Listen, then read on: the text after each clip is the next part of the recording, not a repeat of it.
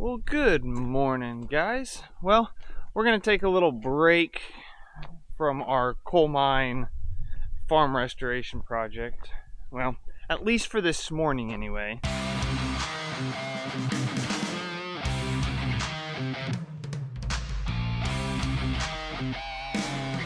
We are headed down the road probably 3-4 miles. A neighbor has a culvert. Yeah, it's kind of like a ravine that he's got a crossing, that he's made a crossing for. Well, the pipe that was in it is not quite big enough and it washed out. So he asked if we would come down and help him swap out to a bigger culvert pipe. So I believe I don't know where the backhoe is. Ooh. Hope I can get that thing out. The backhoe is about the biggest piece of equipment you can get back there. So, and really that's the only one that's not still packed out at the coal mine. So we're gonna head down there this morning, see if we can't get that swapped out relatively easy. Nothing's ever easy around here, so gotta keep your hopes up though, right?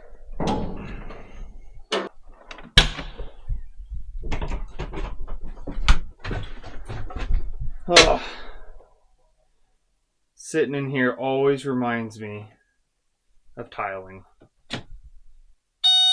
And that horrendous beeping.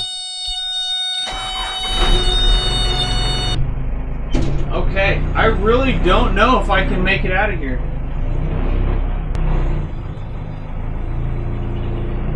Ooh, that had to be close.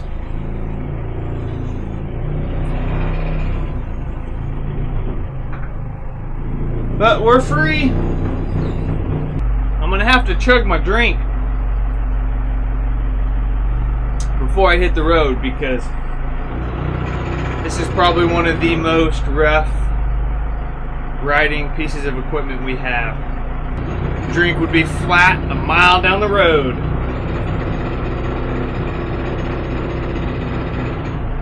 I'm gonna have to reach out to Monster. Tell them I show their cans about every other video, I feel like, if not every video. See if we can't get a sponsor.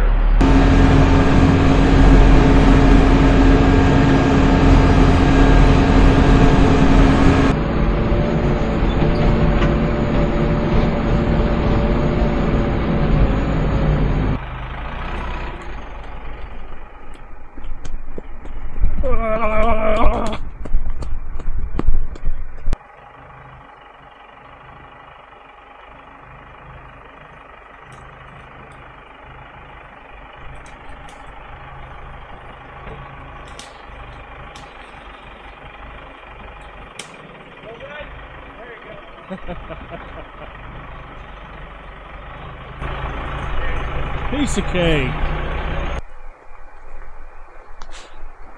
Got this culvert pipe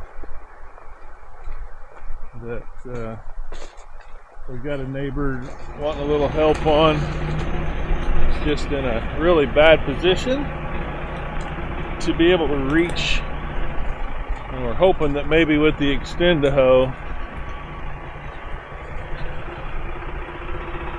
we can get to it. Alright, game plan is Jared's going to back down right here, use his backhoe to dig out this pipe that's here, get it cleared out. We'll get this dug out and hopefully try to get the new, much larger pipe in. How long do you think I can drive out of it? We'll get you out somehow.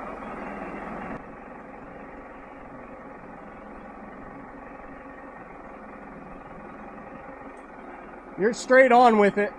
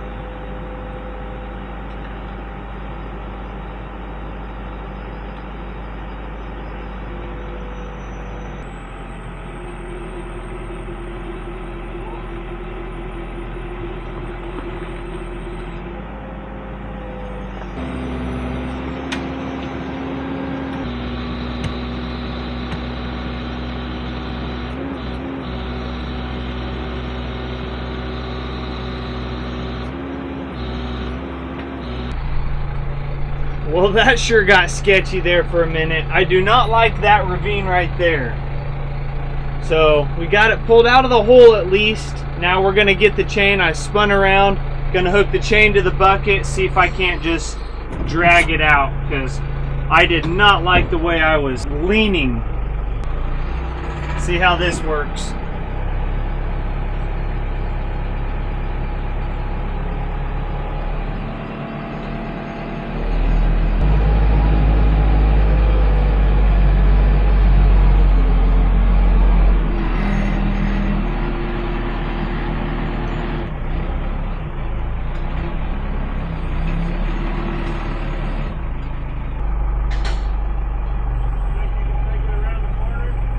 I can try.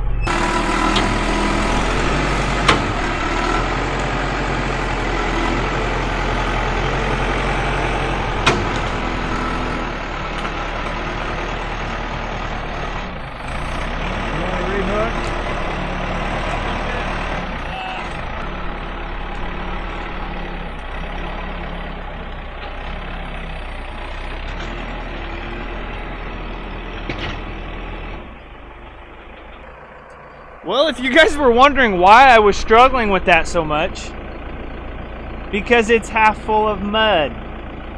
That adds a whole lot of weight real fast. But we got that one pulled out relatively easy, and we're replacing it with this thing. It's going to be a lot lighter, but it's also going to be more awkward.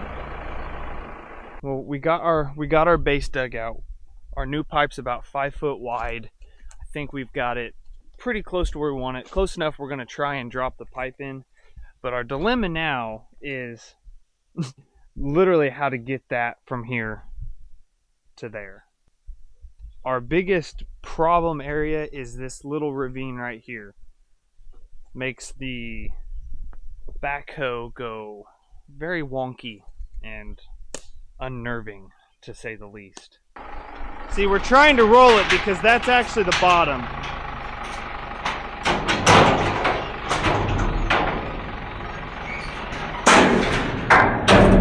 And then down. Just like that. So now, we'll take this, go down a little bit. Okay? I'll take this side of the chain. Hook it there. Alright, see what that does.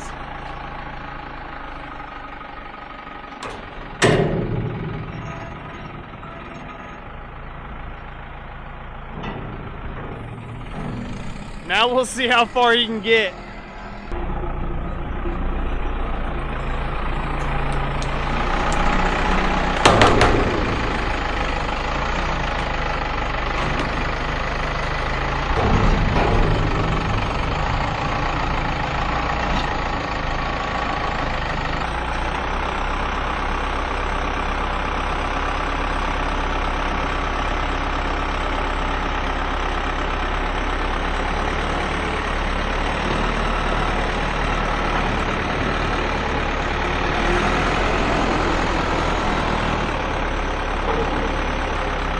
I'd say we'll try that.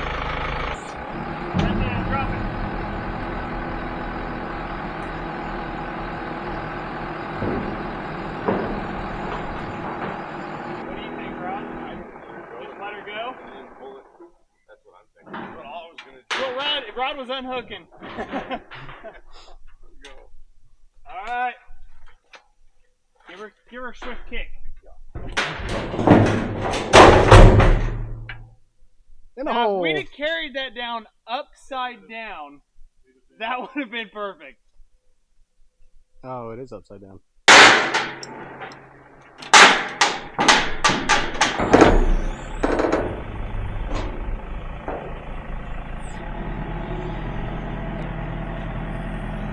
Yep, down.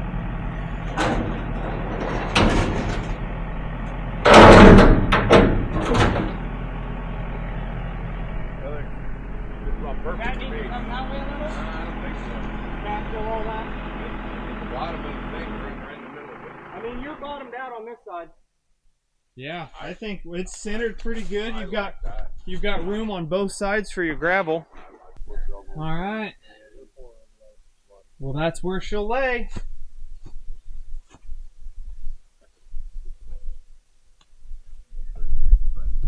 Our part of the job is done. He's just going to start hauling a few loads of gravel and riprap, get that bedded in, and should work for quite a while. Now we just got to get that back up the hill. It was fun coming down. It's going to probably be a little sketchy going up, but we'll get it done.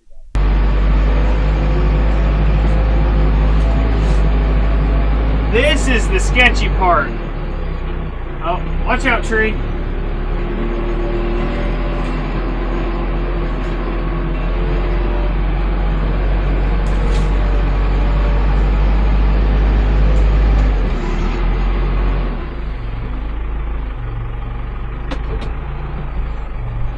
Alright, sorry guys, I'm gonna need 2 hands for this one. Well, that was fun. Kind of like taking the backhoe on a 4-wheeler trail. But once I got myself situated and squared around, climbed it no problem. See you guys back at the shop. Alright, well, got back, went ahead and took an earlier lunch than normal since we were at a perfect stopping point. But now, not much else to do here to finish out the day, so didn't think we were going to make it back to the coal mine today, but it's exactly where we're headed. Once again, we'll see you guys at the coal mine.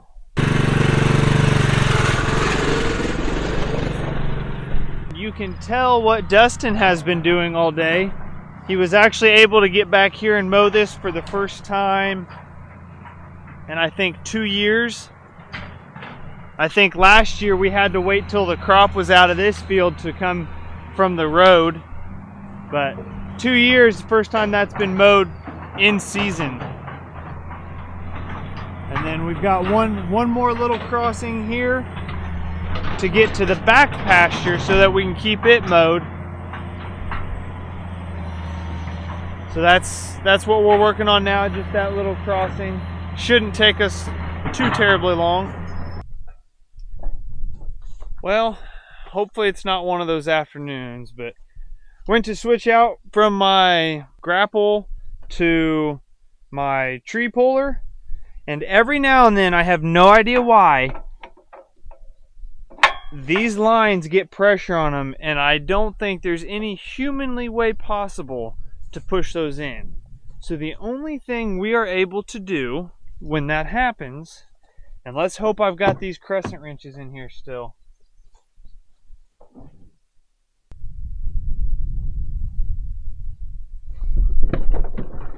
Oh, thank goodness. All right. As long as you got a wrench and an adjustable, it's an easy fix. But without this, it's darn near impossible. I'll show you what I'm dealing with here real quick. So this one snapped in just fine, but this one, and yes, I realize I'm only using one hand, but you can tell, you can physically feel pressure on this line.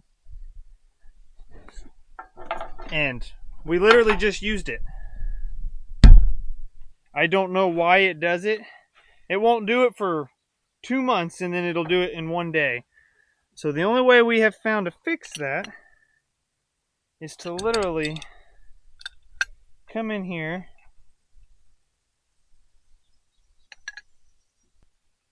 That went. That's all it took. See how there's pressure? You can see the oil.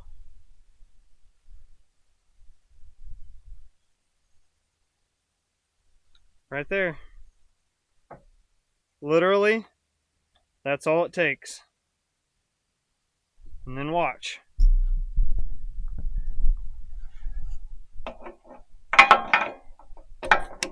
Snaps in just like that. Now, why that can build pressure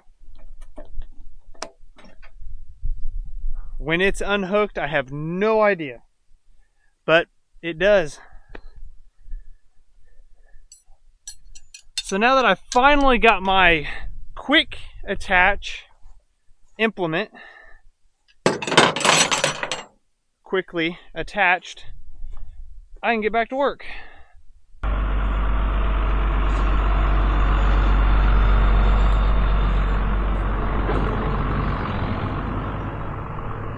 What'd you do? Pen was coming out. Oh, your little retaining pin broke at some point. Yep, I think it's just going to be easier to take the bucket off.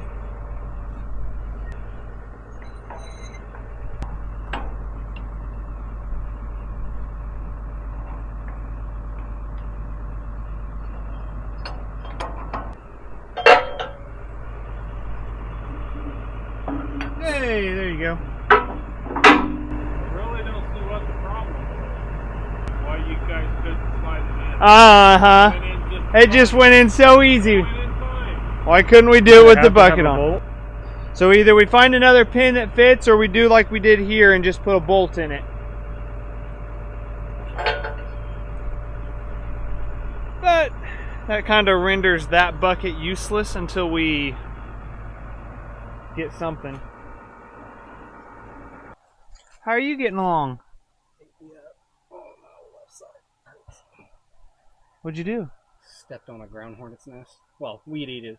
Weed eated? It's either that or a bee's nest up in that stump. Something. It hurt. They whipped me up all down the side. 5 or 6. 4 or 5. Should have had that weed. You're going. Yeah, let's see your ninja skills. No, it was, oh crap, oh crap, oh crap, as I'm trying to run up the hill. Where is your weed eater? On the ground over there. He threw it. I did. Oh, but so it just now happened. Yeah, about 2 minutes. Well, I am under the I texted you. the impression that we shouldn't have even came out here today. Why? Because my hydraulic issue, your bucket issue, your ground hornets, and then my wife just called me and said we've got like 2 inches of water in our basement.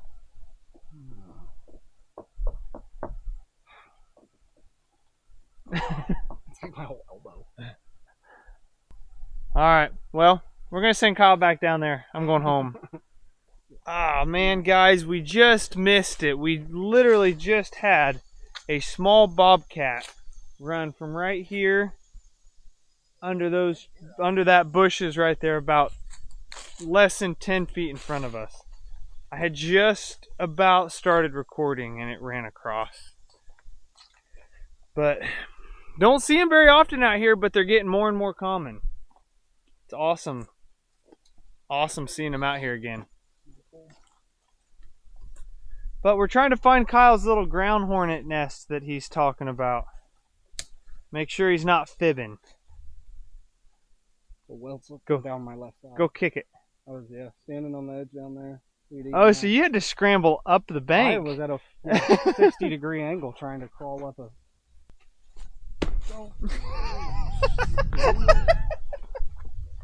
I think they're down lower.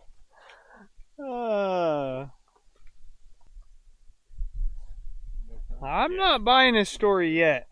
Oh, he's got things on his arm. That's the truth. Let me see them things again. There's one welt. Make it turn it white so the camera can see. There you go. A nice little welt. And then there was one right, couple down my back, and they got through my jeans in a couple. Oh, spots. nice.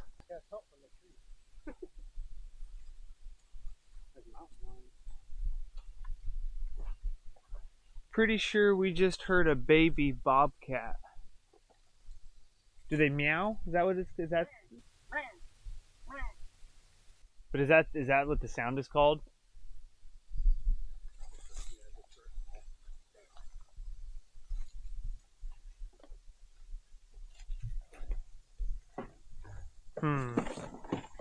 Kyle wants to catch it. Yeah. Kyle wants to catch it and raise it. Yeah. Talk about a bobcat pet. That'd be awesome.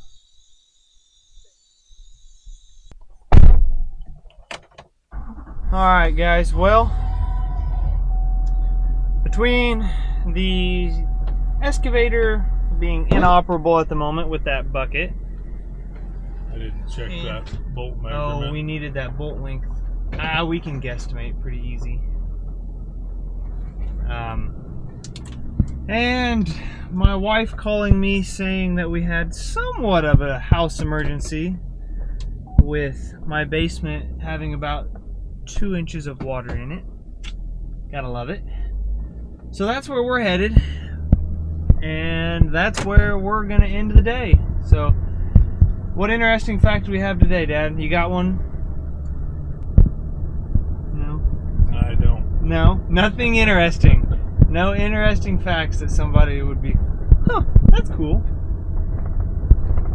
Well, I got one for you. Niagara Falls, which is considered, I think, the second largest waterfall volume-wise in the world. It's only, what, 6 hours from here? Maybe. Something like that. Dumps over 700 gallons of water per second. Per second. That's a lot of water. Hope you guys enjoyed the video. See you in the next one.